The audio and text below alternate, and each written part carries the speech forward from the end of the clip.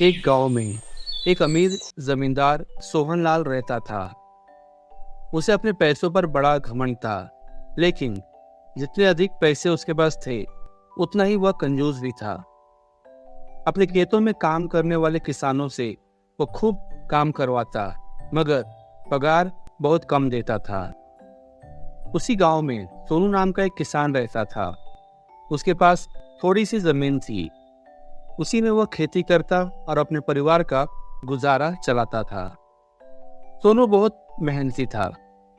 वो दिन भर अपने खेत में काम करता और अपने परिवार का भरण पोषण करता था। गांव के किसानों सोनू की मेहनत देखकर हैरान होते थे कि कैसे इतनी सी जमीन में वो इतना फसल उगा लेता था। लेकिन एक साल गांव में भयंकर सूखा पड़ गया। बिना बारिश के खेत सूखने लगे। गरीब किसानों के पास खेत में पानी का कोई भी व्यवस्था नहीं था। गांव वाले बारिश के ऊपर निर्भर थे। गांव वालों को खेती खराब हो गया और साथ में सोनू का भी खेत खराब हो गया। अपने छोटे से खेत में वह किसी तरह अपने परिवार का पालन पोषण करता था। अब उनके सामने भूखों मरने की नौबत आ गई। मजबूरी के कारण वह गांव के जमींदार के पास कर्ज मांगने चला गया। जमींदार बहुत कंजूस था। उसने सोचा कि यदि मैंने सोनू को पैसे दिए तो यह लौटा तो पाएगा नहीं, इसलिए इसे अपने खेत में काम पर लगा लेता हूँ। मेहनती तो यह है, कम पैसे में दुगुनी मेहनत करवाऊंगा इससे।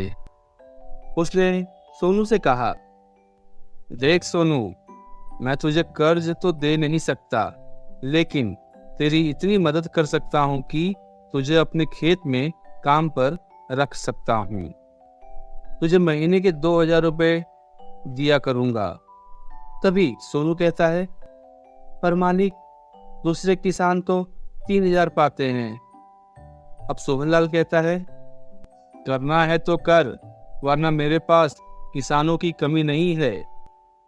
अब क्या था, सोनू क्या करता, वो तो मजबूर था। उसने सोहनलाल से हाँ कहकर घर आ गया। अगले दिन से जमींदार के खेत में सोनू काम करने लगा। मेहनती तो वह था ही, वो खूब मेहनत और लगन से काम करता। उसने 5 महीने का काम 3 महीने में ही कर दिया। अब यह देख जमींदार बहुत खुश हुआ। उसने सोचा कि 5 महीने का काम तो इसने 3 ही महीने में कर दिया, क्यों ना इसे निकाल दो, इससे मेरे 2 महीने के पैसे बच जाएंगे। उसने सोनू को बुलाया और कहा, यह लो तुम्हारे 3 महीने के पैसे, और कल से मत आना, अब मुझे तेरी जरूरत नहीं है।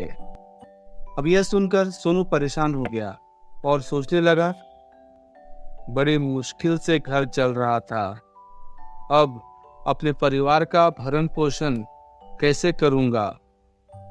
अब वह जमींदार के सामने गिड़गिड़ाने लगा और कहता है, मालिक, मुझे काम पर से मत निकालिए, मेरे परिवार का क्या होगा, मुझ पर आप रहम करिए।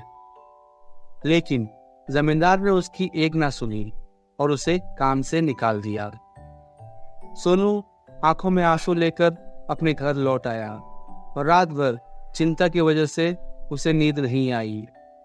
सुबह उठकर उसने फैसला किया कि वह फिर से जमींदार के पास जाएगा और उससे विनती करेगा कि उसे वापस काम पर रख लें। अब वह जमींदार के घर के सामने जाकर खड़ा हो गया। सुबह जब जमींदार अपने घर से बाहर निकला तो सोनू को घर के सामने बैठा हुआ देखा। उसने सोनू से पूछा, क्या हुआ सोनू, क्यों आया है सुबह सुबह? सोनू जमींदार से मिन्नतें करते हुए बोला, मालिक, मुझ पर दया कीजिए, मुझे काम पर रख लीजिए। अगर आप मुझे काम पर नहीं रखेंगे तो मेरा परिवार भूखा मर जाएगा। लेकिन जमींदार ने उसकी एक ना सुनी और उसे वहां से निकाल दिया। सोनू उस समय तो वहां से चला गया, लेकिन अगली सुबह फिर सेठ के घर के सामने जाकर वह खड़ा हो गया। जमींदार ने उसे फिर बुरा भला कहकर भगा दिया, लेकिन अब से रोज यही चलने लगा। सोनू रोज जमींदार के घर के सामने जाकर खड़ा होता और जमींदार उसे भगा देता। पूरे गांव में इस बात की चर्चा होने लगी। सब जमींदार को भला बुरा कहने लगे। अब जमींदार तन आकर सोचा कि क्यों ना कुछ दिन परिवार को लेकर कहीं घूमने चला जाऊं, और अगर मैं घर पर नहीं रहूंगा तो सोनू भी यहाँ नहीं आएगा। अगले दिन वो अपने परिवार को लेकर कहीं बाहर घूमने चला जाता है। 15 से 20 दिन के बाद जब वह अपने घर लौटा तो सोनू को अपने घर के सामने खड़ा नहीं पाया। वो मन ही मन तो बहुत खुश हुआ और मन में सोचने लगा कि चलो उससे पीछा तो छूटा, लेकिन वो चकित भी हुआ कि आखिर सोनू ने आना बंद क्यों कर दिया। उसने एक गांव वालों को बुलाकर पूछा, अरे ये सोनू कहाँ है, दिखाई नहीं दे रहा है। तभी एक गांव वाले ने कहा, मालिक सोनू अपने घर पर ही है और वो बहुत घायल है, उसकी हालत बहुत खराब है।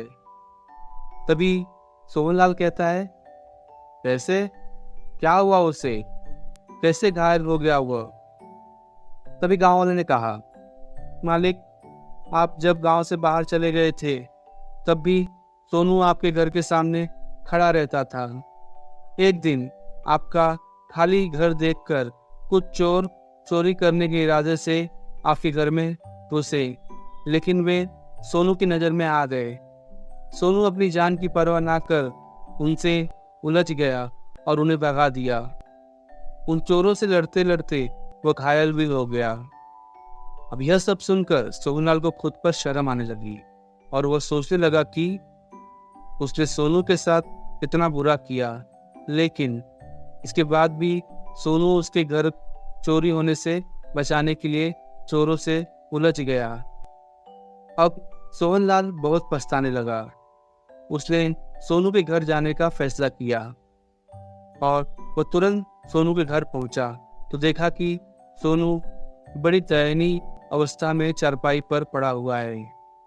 उसके बच्चे भूख से बिलख रहे थे। अब यह देख सोहनलाल का दिल भर आया।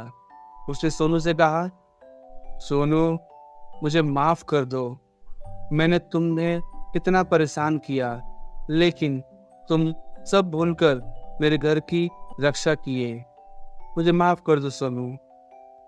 सोहनलाल ने सोनू का ठीक से इलाज करवाया और ठीक होने के बाद अच्छी पगार के साथ उसे फिर से काम पर रख लिया।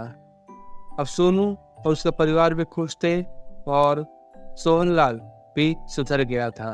अब वह गांव के लोगों की मदद भी करता था और सबसे अच्छे से बात भी करता था।